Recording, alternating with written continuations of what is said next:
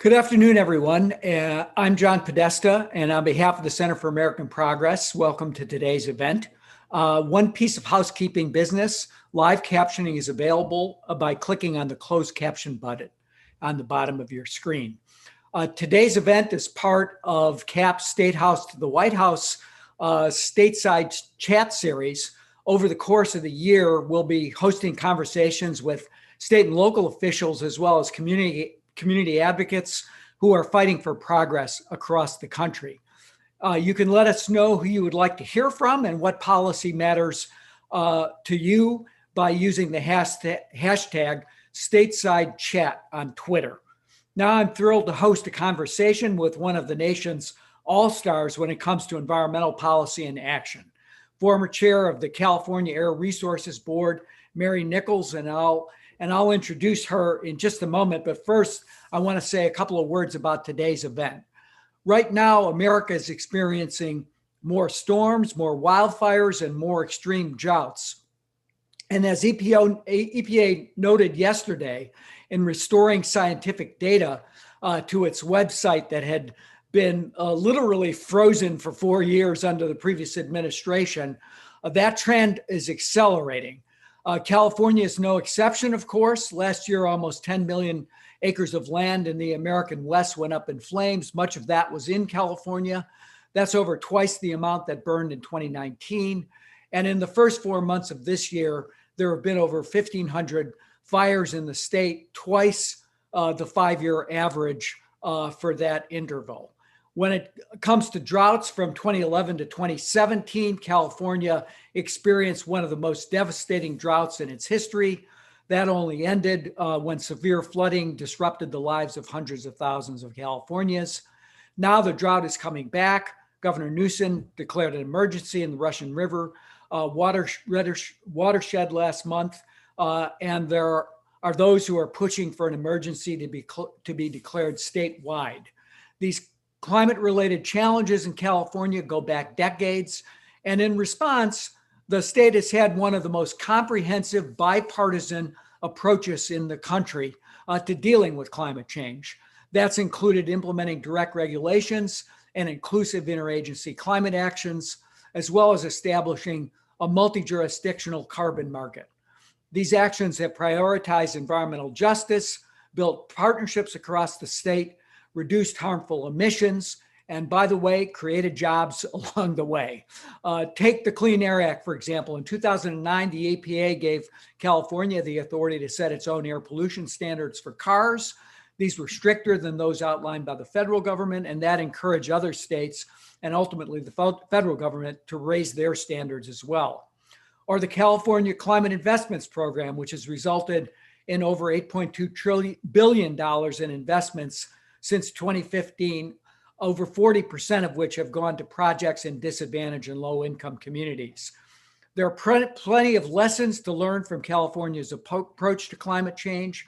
That's why CAP published a paper last month, co-authored by Amy Barnes, who will be moderating our panel later in the programming, outlining what policies can be adapted from the California model and implemented at the federal level. Its recommendations touch on a number of areas, from aggressive targets to community engagement to executive action. I encourage all of you to take a look at the piece, which is on the CAP website. Now, let me introduce the former chair of the California Resources Board. She served in that position for 13 years, a tenure that spanned the offices of 3 governors, both Republican and Democrat. Mary Nichols has played an integral role in California's bold climate action policy. She's helped turn the tide on the state's carbon emissions and put the state on a path towards carbon neutrality. Prior to serving as chair, she also served as California's Secretary for Natural Resources, a senior staff attorney for the Natural Resources Defense Council, and an assistant administrator for the EPA's Office of Air and Radiation. Mary, it's wonderful to have you with us today. I'm going to jump into the conversation and ask you a question, but before I do that, I think on behalf of everyone who is tuned in and watching, I just want to say to you a big thank you. You have been just a spectacular champion for the planet, for our environment. I think that there is no one who has done more to put us on the right path than you have. So again, thank you for all you've done and all you're continuing to do. Of course, we now have a new administration in Washington. We have an historic opportunity emerging from a pandemic that just showed how intertwined the public health, economic, racial justice, and climate crisis really are. President Biden campaigned on that intersection during the course of the 2020 campaign. We have a president now and really a team of all-stars in the cabinet and in the White House who are committed to the goal of building back better. And maybe I just start by saying, what does that mean for the states? What does it mean to have people like Gina McCarthy in the White House and Michael Regan at EPA and Jennifer Granholm at Energy? How does the state approach the federal government differently these days? Well, for starters, I guess we can put aside at least one of our major weapons that we had to use a lot during the last few years, and that's the litigation tool. California was not alone, but I believe we were at the head of the pack when it came to the sheer numbers of lawsuits that we had to file against the federal government, mostly, though not all, against EPA. But, you know, even with the actions that you mentioned earlier in your introduction, things like taking science off of websites and issuing guidance documents that undermine the Clean Air Act. We made a conscious decision at the beginning of the last administration that if we were going to save the Clean Air Act and save our program, which we view as being sort of integrally connected, we were going to have to sue the federal government every time they did something that crossed the line when it came to any kind of administrative action. So it's a sigh of relief. And frankly, it's also a saving in money that can be used better for other things. You know, we get service from our Attorney General, of course, and we had a wonderful Attorney General in Javier Becerra, who was a partner at every step of the way. But even so, we had to pay the department for their work. So it's a relief to not have to be doing that so much anymore. But maybe in a more positive way, I would say that the opportunity to participate and to be consulted and to help to shape the program is wonderful. It's just it's a terrific opportunity. And even though California always wants to be and, you know, prides itself on being at the head of the pack when it comes to environmental protection, the fact is that a lot of other states have joined us and have also been pioneering policy ideas of their own. So this is a really exciting time, I think, for states to be participating in a climate effort.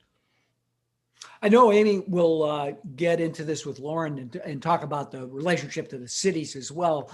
But let me, I think maybe let me dwell a little bit on the litigation. You won way more than you lost. You saved taxpayers and ratepayers and consumers a boatload of money by pushing back some of the things that Trump did. But I think if there's probably 60 or 70 cases still pending that were filed by the state of California against the Trump administration. Have you begun to notice a change in the way the Justice Department is approaching that litigation these days? Well, absolutely. The Justice Department has dropped some litigation that they were carrying against us, including you know, one of the more outrageous constitutional challenges against our joint cap and trade program that we operate with the Canadian province of Quebec, which they argue was a violation of the treaty clause. That was dismissed pretty quickly, but even so, the Justice Department was appealing and they've decided they don't want to pursue that one anymore. And there were a few others like that, where it was almost as though there were people embedded in various parts of the federal government who had ideas that they'd been just eagerly hoping to, take to court someday. And they finally had their chance to challenge the states. And it was a little bit shocking to me. I guess I'm still living in the era where the Republican Party was the party that was fighting for states to be able to pursue their own programs and not be overridden by the heavy-handed federal government. And here was the federal government arguing that anything that states tried to do violated the Commerce Clause or violated some other constitutional provision. So it's not completely disappeared. That is, that view has not completely disappeared, but it's definitely a change of tone. That's great. Other ways in which you think that the state and the federal government can wire up tighter in terms of pursuing this all of government approach? I mean, I think when Biden or Ron Klain or Gina talk about it, they're thinking the whole federal government. But how do we bind the state agencies more tightly to their strategy? Different federal programs have different ways of interacting with the states. Certainly, the Department of Energy in particular, which has always been blessed with a lot of money to pursue its agenda, has long-standing relationships with state agencies in which they support state and local and private sector efforts. And so having more alignment in terms of what they're supporting and just the agreement on the part of the federal government that they want to spend money instead of holding on to it when it comes to renewable energy, for example, and efficiency programs. That is a huge difference. And the states, I am sure, and all those other jurisdictions are going to be eager to participate in whatever grant programs are out there. And I think it is important to recognize, and I think this administration does, that when it comes to delivery of the policies, by and large, the federal government puts it out to the states and others and says, you go ahead and implement this. We're going to set the guidelines and the rules, but you guys are going to have to actually administer the programs. And there are costs involved in doing that. The Clean Air Act, which has been my major area of work for so many years, is very much oriented towards states' responsibility for administering programs. Regional agencies in California also do a lot of the work. And so having a door that is open and an opportunity to collaborate and support each other is really what we're seeking. And particularly at the technical level where, we in California have invested over the years a lot in building up our expertise. We really value the relationship with the people at US EPA that are our counterparts. So it's nice to have that back again. One of the places you've had tremendous success and really led the nation is on clean cars and clean transportation. You work quite closely, I think, back in the 2009-2010 period to raise standards in California, ultimately across the country, with Carol Browner, who was in the White House at that time. Can you describe that experience? And you were able to hold together at least some of the car companies in resisting the Trump rollbacks.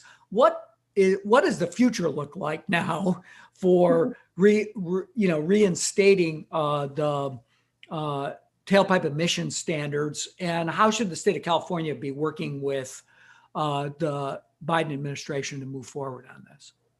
So this is I think, a unique feature in the Clean Air program, that California was grandfathered under the original Clean Air Act because the state had begun setting its own tailpipe emission standards for vehicles before there was a federal program. And so the price of California's delegation coming on board with the federal Clean Air Act way back in 1970 was that California was given the right to continue to set its own standards as long as they were more stringent and they could justify them based on technological feasibility. So this has been the history of the whole effort to regulate emissions from vehicles for many years now.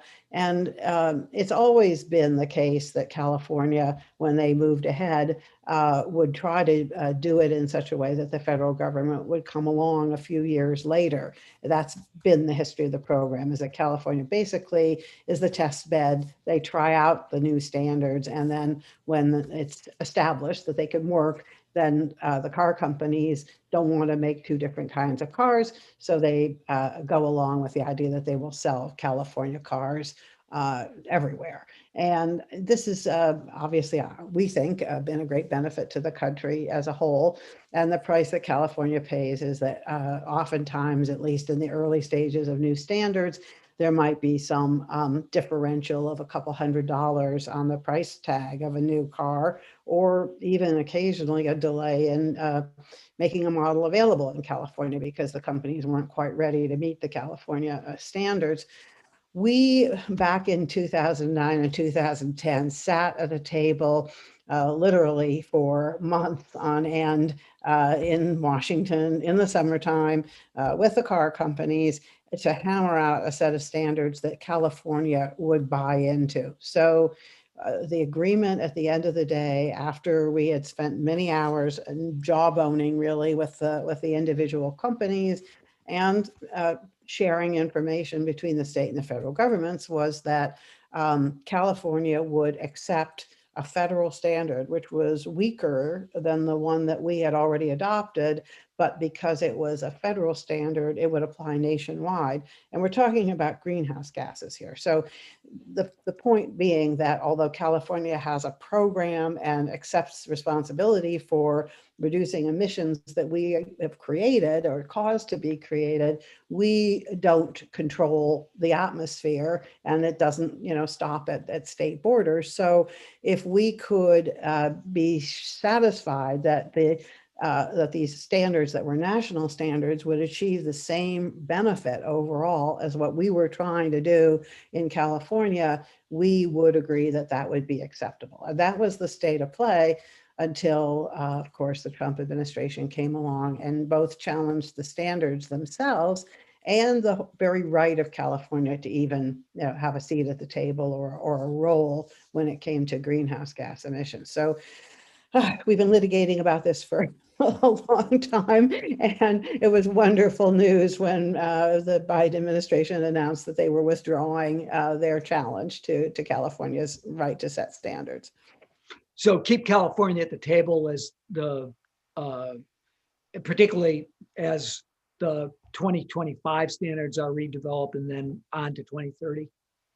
Yes, the EPA first step had to be to withdraw the previous administration's efforts to roll back the standards. Now they're about to put out a proposal, and so then California will be involved in the discussions about that. And it's we do still have our own standards on the books. They're still law. And so one of the reasons why I think the companies that signed on to the California framework, led by Ford and Volkswagen, Honda, was that that framework is now how we plan to enforce our standards. And we are hoping, and we believe that the most sensible thing to do would be for the federal government to follow that approach.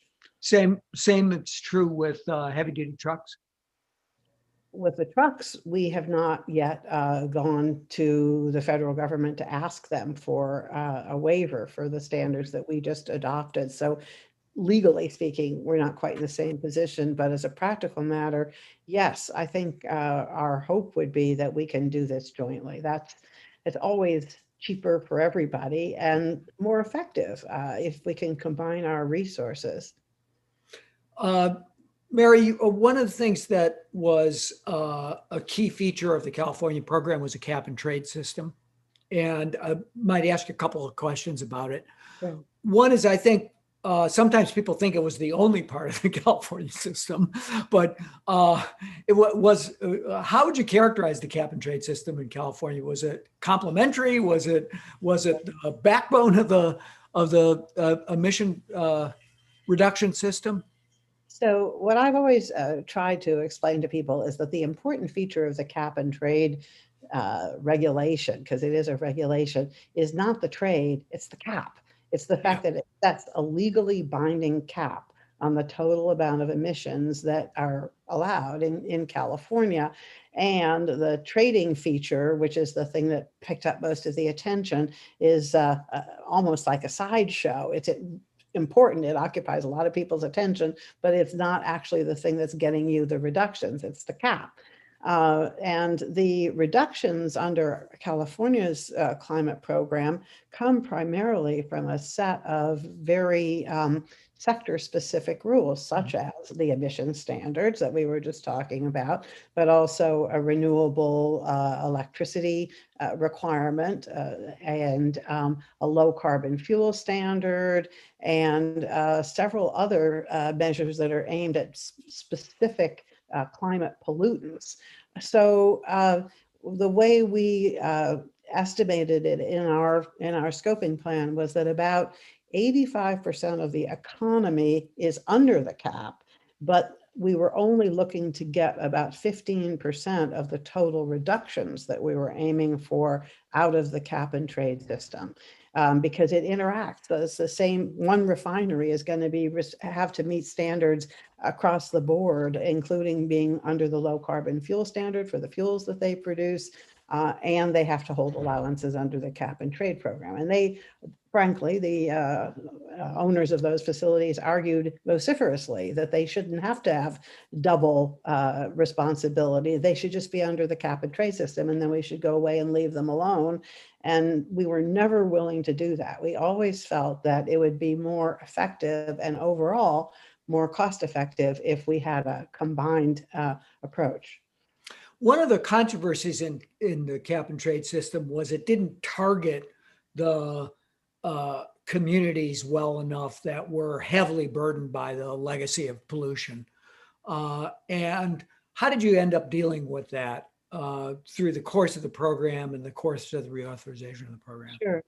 Yeah, from the very beginning, the idea of the cap and trade system was challenged, and not so much initially from the right as from the left, as you suggest, by groups that felt that there was a likelihood that if the companies were allowed, one owner of facilities could trade around where their emissions were going to occur, that they would shove them into the environmental justice communities, into the most disadvantaged communities, as historically has been the case. And despite the fact that in theory, the economists could show why in this case that wasn't likely to happen, mainly because a company that has multiple facilities is going to have a much easier time if they clean up the older, dirtier facilities, because that's actually cheaper than going out and buying allowances on the market. But that's economic theory. So, you know, we put in place a system where we monitored what was actually happening on the ground. And there have been some studies, and so far, frankly, I don't think anybody is satisfied that they completely satisfied the concerns. But the only published study that has been peer-reviewed on this topic has indicated that not only was there not an increase in emissions in the communities that we were most concerned about, but actually there's been some improvement in overall emissions. It's hard to attribute that to the cap and trade system because, again, you know, there's multiple layers of regulatory control, and still Plus there's investment of the proceeds too, right? correct. The other feature, though, that we did put into effect, and thank you for steering me off of this other argument, is that the legislature decided from the very beginning, once they saw that there was going to be revenue coming from the sale of allowances. Most of the allowances are traded privately, but the state holds about 10% of them. And that when those allowances are auctions, they're sold at auction, the revenue comes to the state. And the state made a decision that 40%, which is the same number as the Biden administration has now announced that they intend to utilize in terms of allocating money under their climate program. 40% was supposed to be spent for the benefit of low income impacted communities, and 25% actually was supposed to be spent within those communities. This money, which is now more than $12 billion that the program has raised, has been used primarily for urban projects. There's some in rural areas as well that are designed to reduce air pollution and have other environmental and economic benefits in addition to also helping reduce greenhouse gases. Great, thank you. We're out of time, but I want to ask you one quick question, which is cap and trade at a federal level sort of has come in disfavor post Waxman-Markey, but there's still discussion of clean electricity sector, clean electricity standard in the power sector. Is a clean electricity standard all that's needed, or do we need to pair that with continued strong pollution standards in order to decarbonize the power sector, as the president's? I think we have to have pollution oriented standards, and we also, I believe, at some point have got to find a way to price carbon as well. And it doesn't have to be a cap and trade program. I understand that Waxman-Markey was complicated. It was a result of a very broad, detailed negotiation. And so it was easy to kind of pillory it, just as, many pages of legislation. From my point of view, a carbon tax, a tax and dividend, a tax and cap, a tax and trade, the design of the program is much less important than the concept that the polluter pays. Mary, thanks. Thanks for being a climate hero. Thanks for being with us today. Now I'm going to turn it over to a panel of leaders who have played key roles in climate policies and environmental justice. And to lead that discussion, let me introduce Amy Barnes, who will be moderating our next discussion, someone well known to Mary, a partner of Mary's over many years. She is the founder of Huanani Partners, a policy and advisory organization that helps develop climate solutions, and a senior advisor with the California China Climate Institute at UC Berkeley that Governor Brown founded. Prior to that, she was also a senior advisor to Governor Brown. As I mentioned earlier, she's also the co-author of the paper that we released on the lessons that could be learned from California's climate policy. So Amy, let me turn it over to you and look forward to the panel. Thank you so much, John. Thank you for that rich discussion, John and Mary. It's so great to be here today with both of you and with a wonderful panel of esteemed state and city government officials, as well as former colleagues and friends of mine and people that I deeply respect, to dig a little deeper into some of the topics that Mary and John just discussed. So our panelists each have a unique perspective on California's past, present, and future with respect to climate policy. And before I get into introducing them, just a quick reminder, as John mentioned, that live captioning is available using the closed caption tabs on your screen. And we'll also be answering your questions later on. So please submit those either in the Q&A box here on Zoom or on Twitter using the hashtag Stateside Chat. So now if our panelists can come on screen, I will introduce them. First, we have Wade Crowfoot, Secretary of the California Agency of Natural Resources, where he's served since January 2019, overseeing the state's management of natural resources to boost climate resilience and access nature for all. Before that, Secretary Crowfoot ran the Water Foundation and also served in Governor Jerry Brown's administration. He also has a daughter who's a few days older than my son, who you may be hearing hollering in the background. Thank you so much and welcome. Thanks for being with us, Secretary Crowfoot. Next, we have Lauren Faber O'Connor, who is the Chief Sustainability Officer for the City of Los Angeles, where she is doing incredible work driving the implementation of LA's own Green New Deal, showing that it is possible at the city level. In her role, Lauren works with the city, regional, state, federal, and international stakeholders to drive equity, jobs, and climate progress.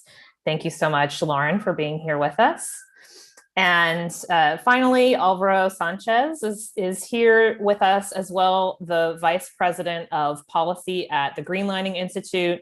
Alvaro has led the Institute's critical work on so many things, but I'll just mention SB 535, which directs at least 25% of California's greenhouse gas reduction fund to disadvantaged communities, an inspiration for the Biden administration's Justice 40 initiative. He's an urban planner with years of experience working on economic development and land issues in California, and really has been, I would say, one of the leading and most effective and well-known and respected advocates for environmental justice in the state of California. So Alvaro, thank you so much for being here with us this morning.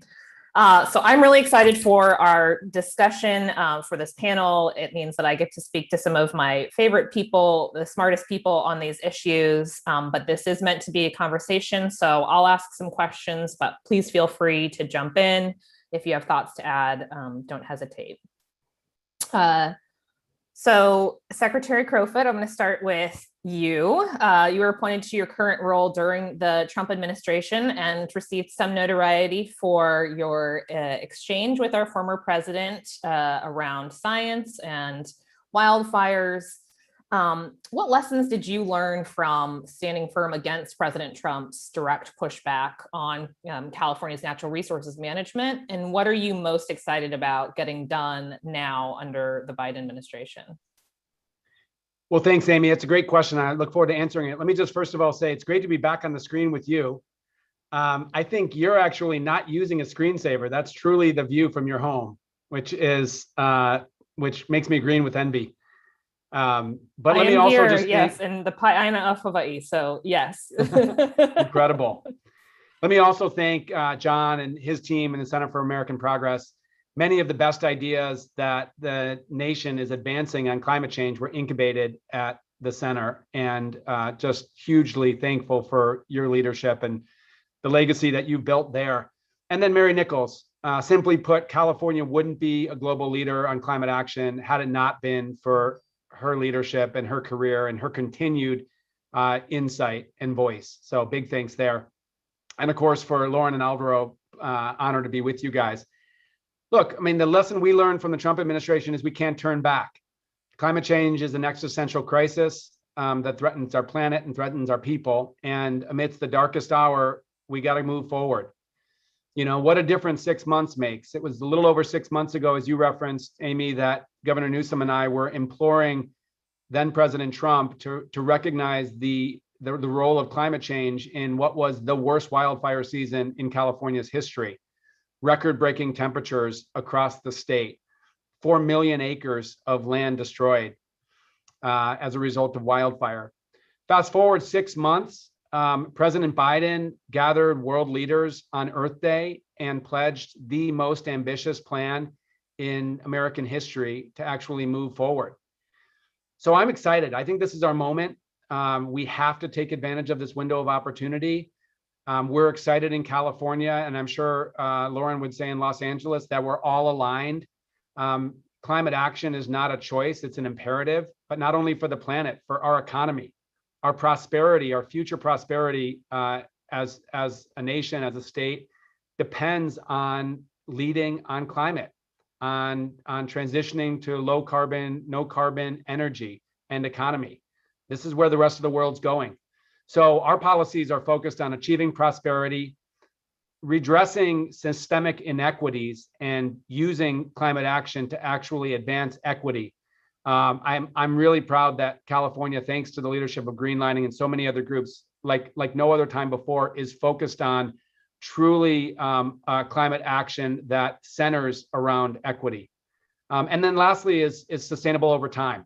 So lot to talk about here today, and just really excited with the conversation that we're having today, but more broadly across the country.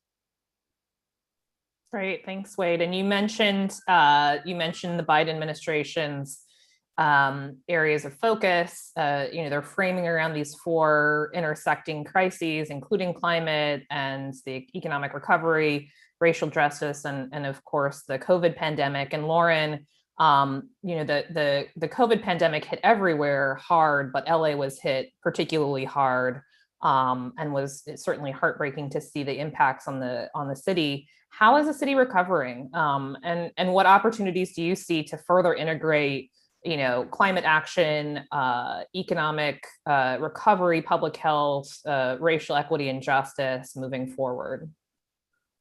Thanks, Amy. And it is really wonderful to be here with so many people that I respect and admire so much, including you, Amy, in your work to be a true ambassador for California's leadership, contributing to the amazing policy work, but also ensuring that equity is at the heart of what California is doing and emulating that abroad. So thank you, Amy. It has been quite difficult here in LA, but we're not alone in the challenges that we've been facing, just being able to do everything we can to protect Angelenos and help people be safe during the pandemic. I think that a few key lessons that we've taken away is that LA and cities around the world can really punch above our weight. We felt that on climate change, but during the pandemic, we had to really quickly pivot and do things that we don't do as a city. We don't have institutions set up to be able to deliver types of services that we decided needed to get delivered and that we had to do it. We were standing up the first mega testing sites, now the first mega vaccine sites. These are not things that the city of Los Angeles has the infrastructure to do, but we had to do it. And we've been extraordinarily successful in doing that, acquiring, as the state had to do as well, figuring out how to acquire our own PPE, setting up logistics channels to do that globally. So we were looking immediately at how to do things differently, and that included how to keep the city going and how to bring services to people that were in greatest need. So that included the largest rental assistance program in the country, $103 million distributed to Angelenos to complement, a temporary eviction moratorium. This was going straight to renters and straight to landlords to keep people in their homes, understanding that we could not risk social dislocation from the pandemic, especially if we're trying to keep pace with our climate action. And so ensuring that populations that are being hit the hardest, which we were seeing so glaringly in the pandemic, that we needed to deliver services, whether that was to address food insecurity, to address job insecurity, to address their own home insecurity, deliver those services directly. But then, of course, look at how can we offer multiple benefits? How can we keep people working in our streets? How can we ensure that there's equitable access to public outdoor, recreation space? So we created, as many cities were doing, a program of slow streets across the city, now having closed down or slowed down 50 miles of streets across the city so that people who didn't have access to open space but needed to be able to be outside safely could do so. And it's been an incredibly successful program that can have these long-lasting sustainability, impacts to help our sustainability work as people start to see the value of open space, of our streets, of the public right of way in a different way, that it isn't just belonging to cars, but it belongs to all of us, and it belongs to our kids, it belongs to our own public health.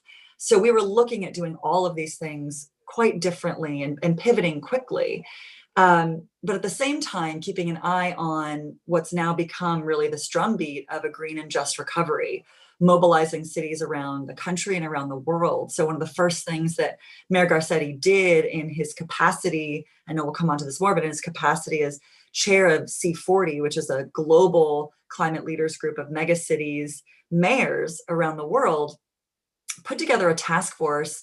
He remarks that it was one of the most moving experiences of his career to, within a matter of days at the beginning of the pandemic, kind of press the bat signal and be able to have on one screen, when Zoom was still somewhat novel, 50 plus mayors from around the world, every time zone represented, which really included the flow of the pandemic itself, the flow of the virus. So being able to learn from cities in whether this is in Seoul or in Milan, Seattle, who were all experiencing things a little bit before us, all the way to cities in Africa and Latin America who were bracing, seeing that they had about, a few months to get ready for what we were just experiencing and learning in real time from those that had just come out of the height of it.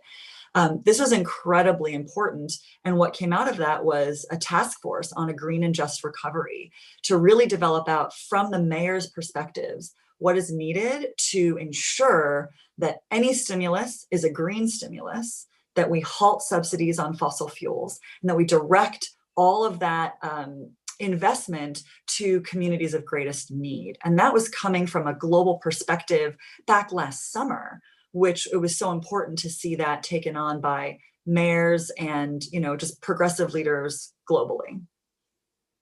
It's incredible. Thank you for sharing that, Lauren.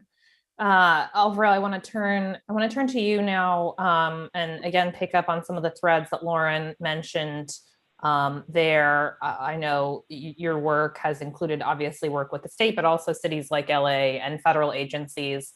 And you've been working on SB 535, as I mentioned at the top, which has some parallels with the Biden administration's Justice 40 initiative.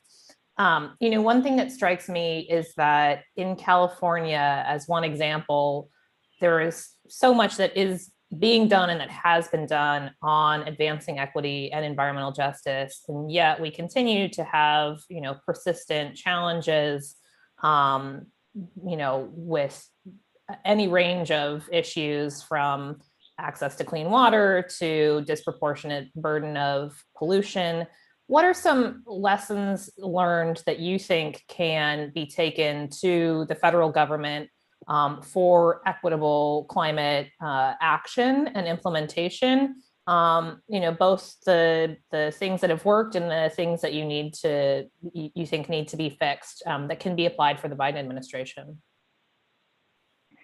Yeah, buenos dias, and thank you for inviting me to participate today. Good to be here with you all.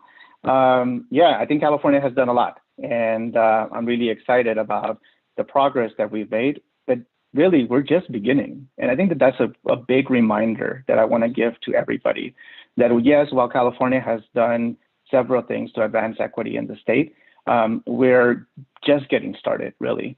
And one of the things that I like to talk about the most is that equity is not just a commitment, it's really a practice. And in that, it's a nascent practice. Here in California, in Los Angeles today, I'm in LA actually, and across the country, we're probably pretty behind on this practice. So it's gonna take time. All of the issues that we've been talking about today, these converging crises, they took decades, centuries to be built. I mean, we can go back to slavery, to genocide of Native people in this country, to just, decades and centuries of white supremacy. That took time to evolve to the system that we have today. So undoing the system, it's not going to take one administration, one initiative, one law, one policy. It's going to be the decades of work that we have ahead of us, but it's really important to advance the practice of equity. And on that, I think that's another lesson learned here. Some things that the Biden-Harris administration have already done. They've acknowledged that these converging crises are real and that they impact people of color the most. And I think that that's incredibly important, because when you have your leadership acknowledging that this is true and that the people who live in those communities are not just kind of making it up or thinking that they are impacted when they're not, it's incredibly important. And unfortunately, that's one of the things that we've seen not done nearly enough, that acknowledgement that what folks are saying on the ground is the real truth. So it's good to see that acknowledgement, and I really appreciate that. It's good to see their leadership on this issue. It's good to see the language that they're using. It's good to see their partnership with communities. I'd love to see more of that partnership evolve over time. And all of this really matters. So I think that that's a really good foundation that this administration can build upon. In addition to that, I think dealing with climate issues and economic crisis and the pandemic in a holistic way is really important. You can't just silo off these things in community and in our world because they're all interconnected. So really figuring out ways that you can bundle all of those together and try to advance multiple strategies to address crises at the same time is going to be really important. It's really difficult, I know that, but it's really important that we try to make the linkages and make sure that we're making progress collectively. Another thing that's really important is to identify the populations that are most vulnerable and most in need, to understand and assess what is it that they are in the need of the most in partnership with those communities, and then to develop specific strategies that address those needs. That's the last part that I often feel we don't pay enough attention to.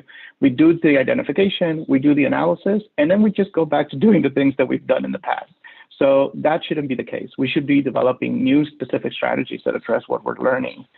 And then standards and rules are everything.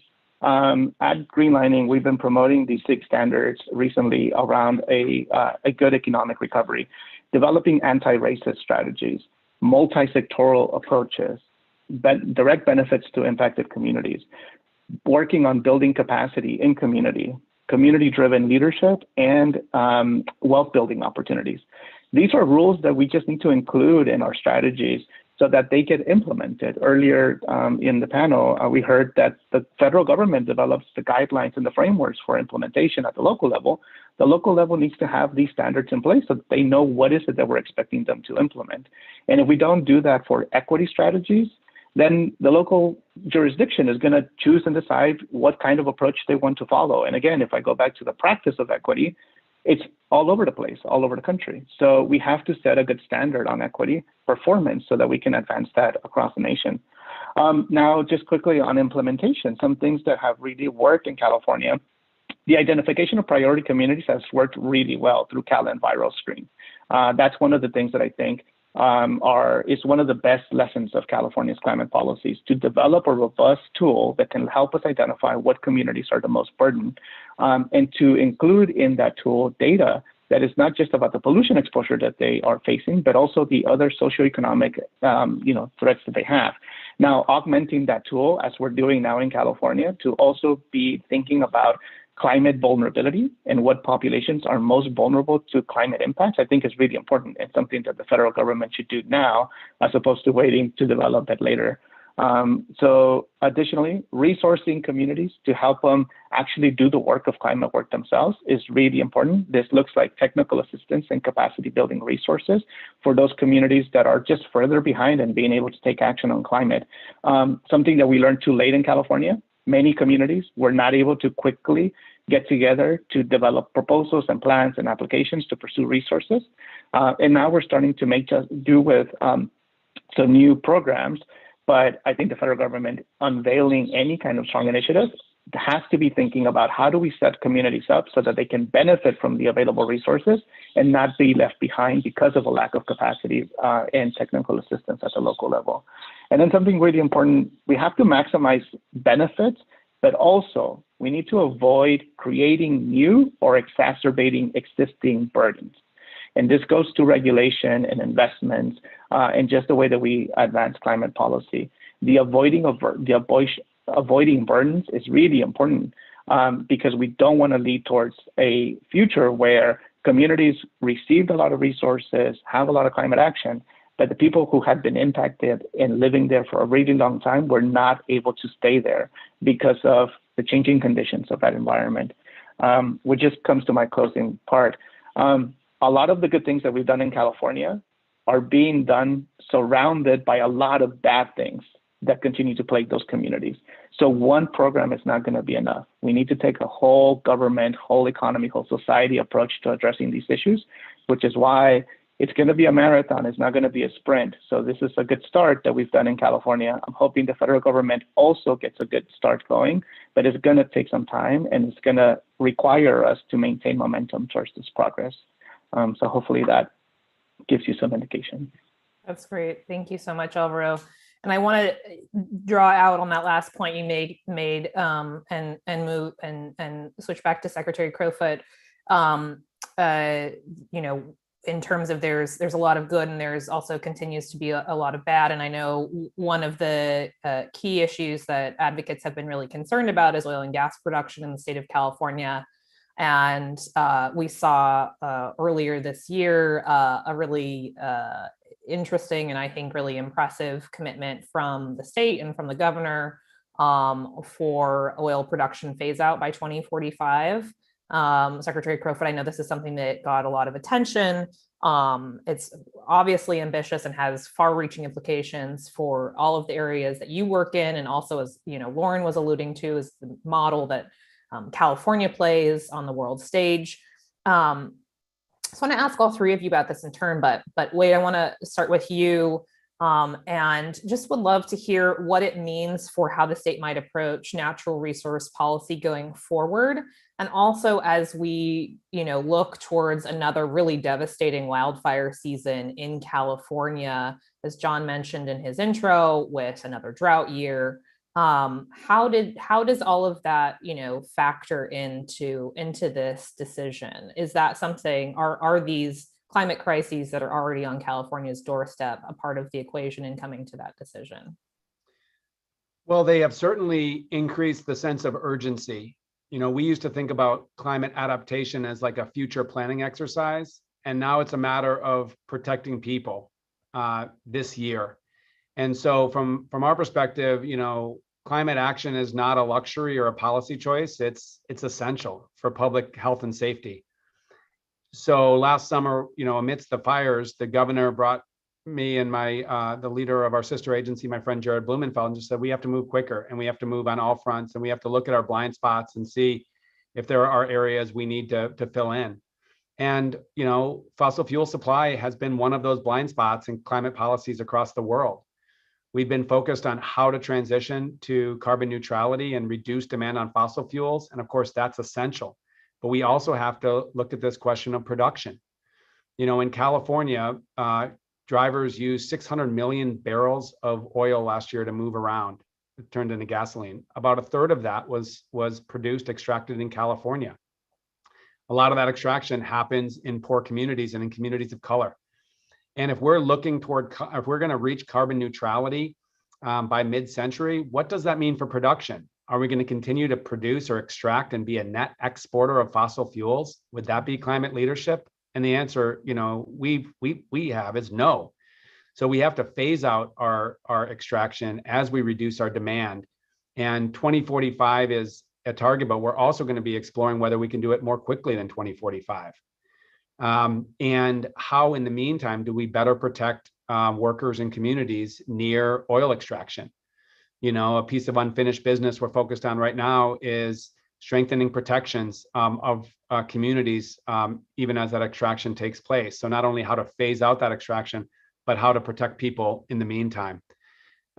So that's really our focus. It has to be, we can no longer bifurcate, reducing carbon pollution and protecting communities.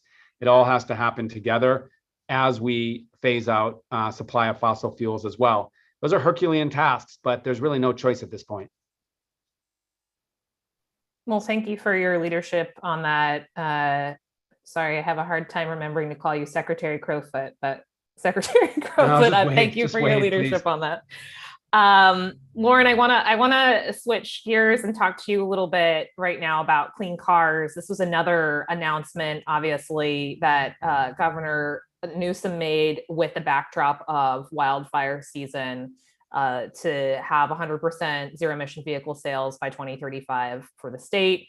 The Biden administration, as Mary mentioned, is still working through how it will approach transportation. But how can it learn from California and what LA is doing, on the Green New Deal? And then how are you seeing LA and your leadership and Mayor Garcetti's leadership really helping to translate that internationally through your partnerships with C40?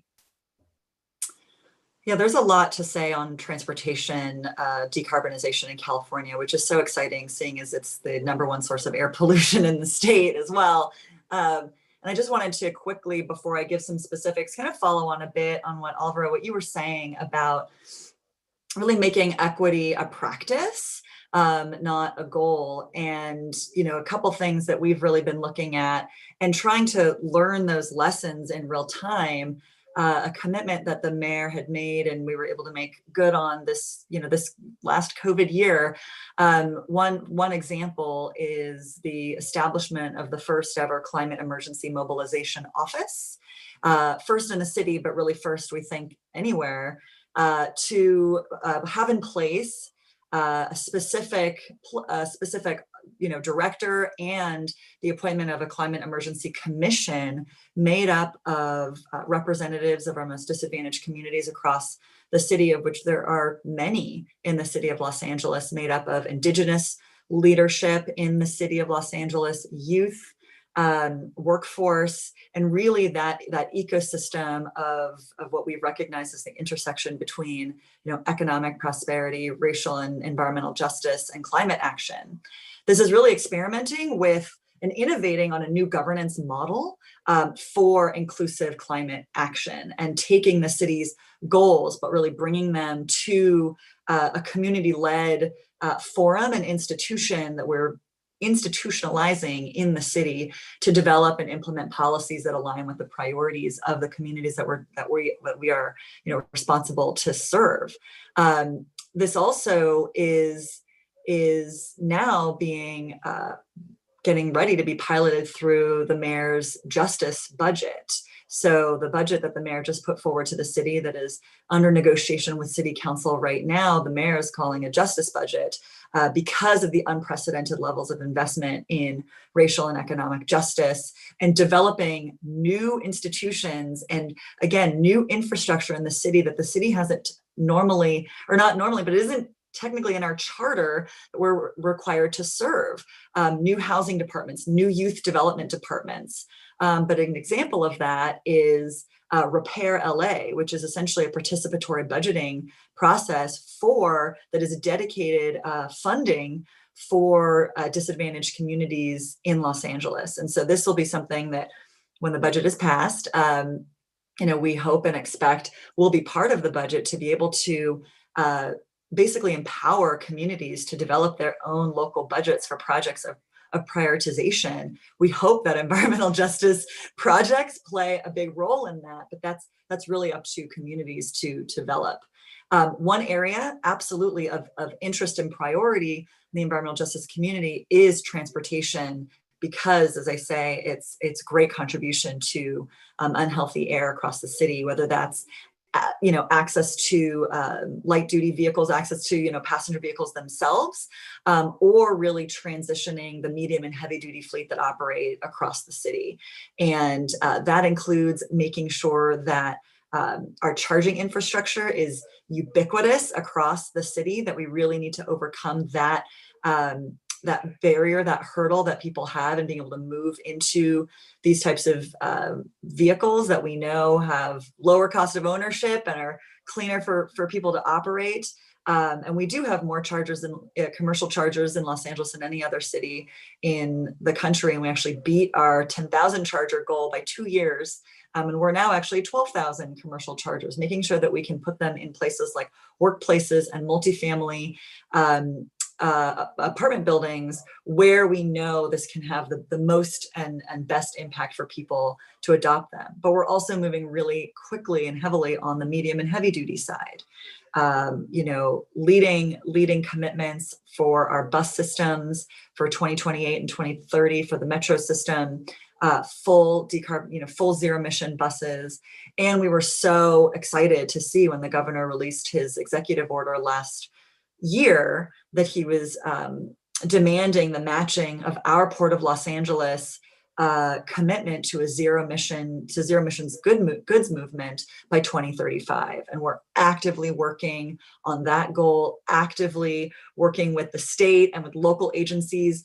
We're very, very, very hopeful that the budget surplus that we are blessed with this year will have an emphasis on this particular goal because of multiple benefits for economic prosperity, for local manufacturing, for local jobs that are career career jobs, because the need to upgrade infrastructure, to develop, install, maintain infrastructure, and the opportunity for local manufacturing, when we know already, because of our policies, 3 of the top zero emission bus manufacturers are in Southern California, are headquartered in Southern California. And so we really do hope that the budget, with this once in a lifetime opportunity, is going to really take on a once in a lifetime investment in particular the medium and heavy duty space. That's great, Lauren. And one of the things I hear just coming out throughout everything that you've said in our conversation today, and a question that I wanted to tee up for you, Alvaro, which is also one of the lessons that we put forward in the CAP report that I co-authored, that John mentioned at the top of our conversation, is just the need to bring work to the neighborhood and community scale. And I know you're leading a lot of Greenlining's work on neighborhood scale sustainability initiatives, focusing on obviously greenhouse gases, leveraging public and private investment to improve and better serve communities that have traditionally been underserved across the state.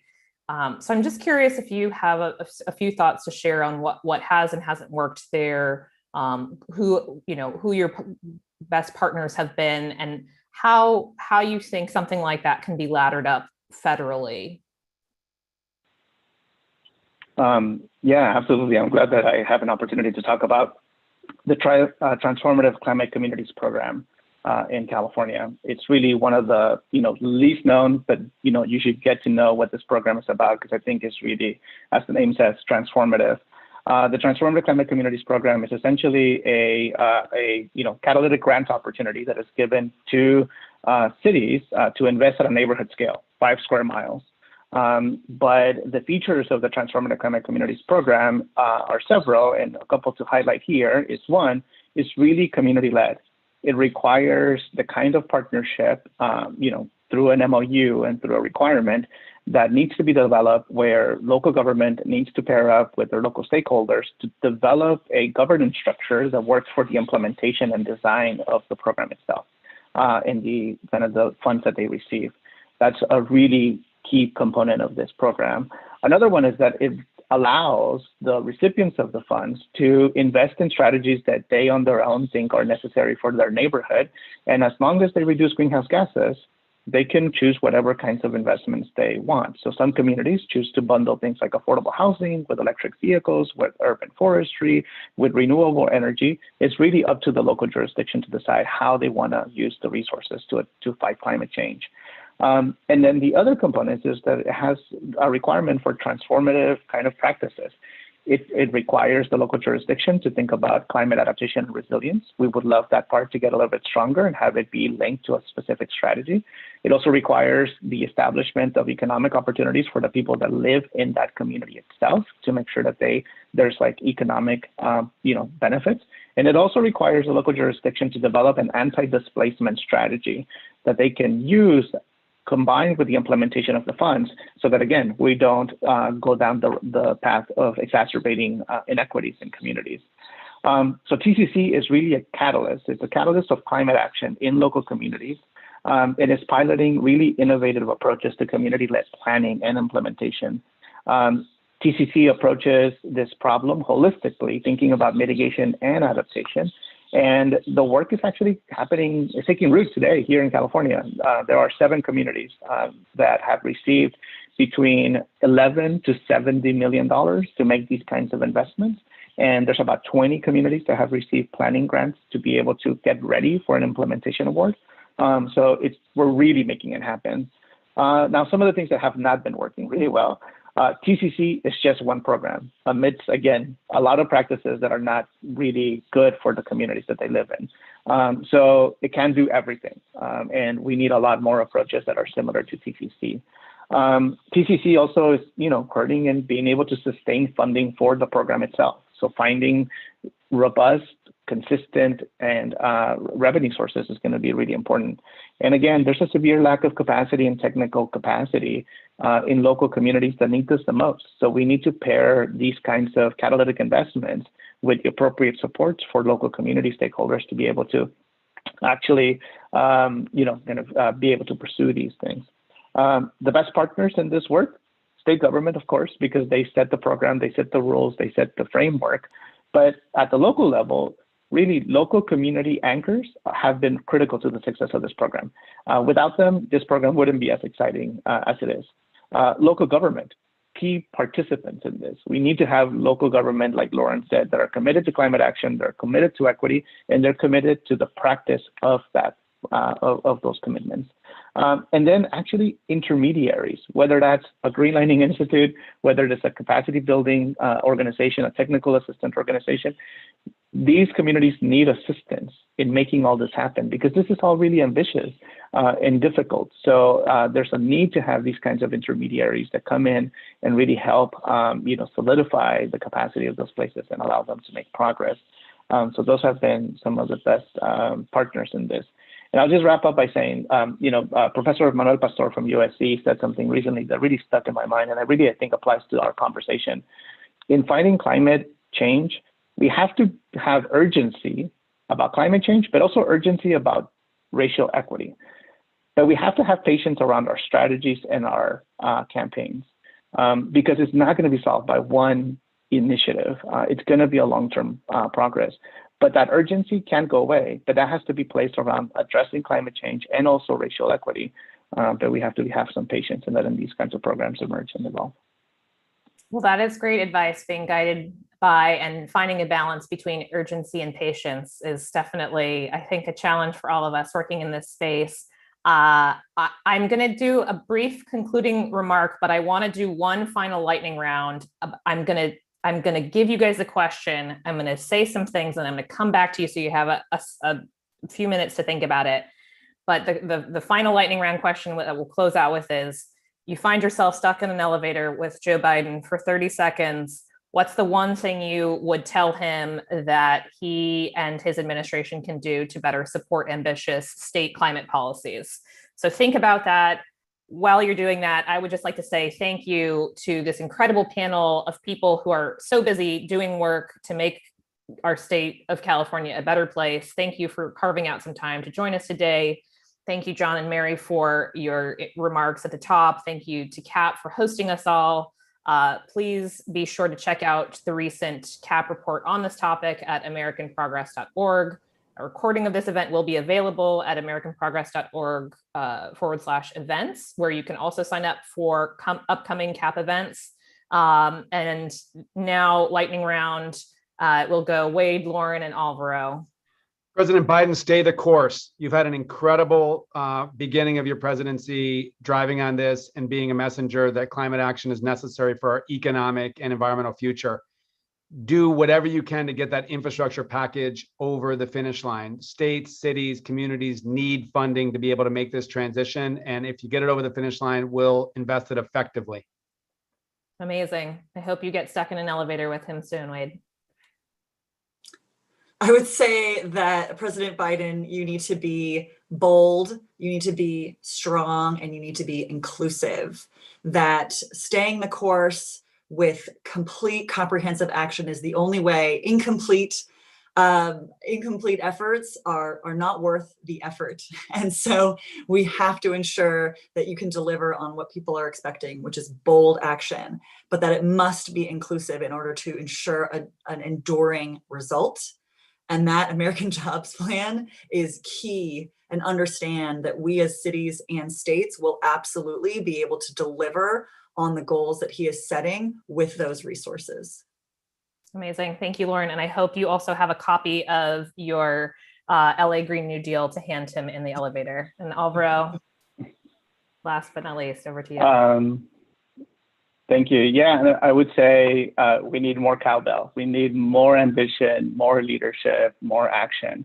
And that, we really need to, we need to upset the setup. That's something that Mayor Tubbs from Stockton says all the time, and it really resonates with me. Even before this pandemic, we knew that what we have is not good enough. We need something better, and we need to reimagine what that future looks like. And we have not just the opportunity, we have a responsibility coming back from these crises to make something better for our people. So I really would hope that he really upsets the setup. And again, as Manuel Pastor said, have urgency about racial justice, and let's have patience with our strategies. Wonderful. Thank you. And John, over to you to close us out. I just want to say thanks to the panelists. This was really a great panel. And thank you, Amy, for both producing that wonderful report and for conducting such a rich conversation. It was really terrific. We look forward to working with you all.